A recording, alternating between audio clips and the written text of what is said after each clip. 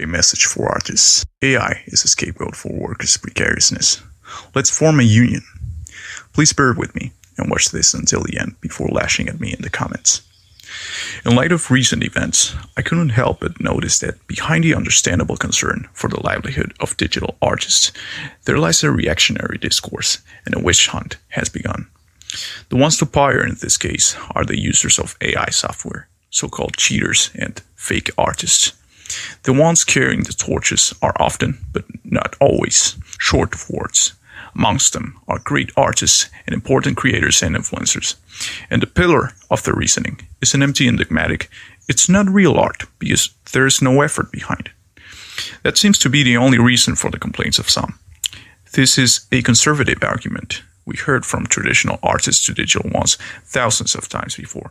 And it's not a valid reason to ditch AI, which is capable of producing not only technically proficient, but also meaningful and emotional art, despite what people want to believe based on the fact that most people use AI as a selfie filter. Of course, one could argue this meaningfulness stems from the human direction of prompts, and without this input and the image databases people are complaining about, AI-generated images will be as unimpressive as they used to be, which is true. So, beyond that, what is the actual reason for this outrage? This fear. Throughout history, artists have been alienated from a stable workplace, which means they have been alienated from other art workers as well. This has been accentuated with the rise of the gig economy and freelancing after the pandemic, resulting in the further aggravation of art workers' precarious conditions. This lack of economical stability, the constant menace of unemployment, and the individualization of our work made us swallow the petty bourgeois lifestyle. We believe we're not wage slaves, but entrepreneurs, not persons, but a vessel for our trademark.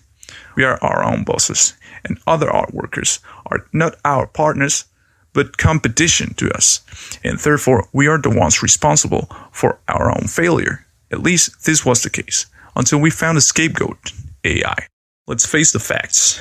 AI-generated images are here to stay, and just as car factory workers were replaced by machines as soon as it was cheaper to do so, we will be replaced by robots as well, forced to be prompters, programmers, and fixing the AI's mistakes until there's nothing to do but go back to the commercial niche of traditional art. But there's a harsher reality outside the corporate world to which only a small minority can aspire to. The clients of freelancers, of amateurs, often working class people, have now adopted AI as a means for creation, and we have been rendered obsolete as album cover artists, logo designers, animators, video editors, and so on.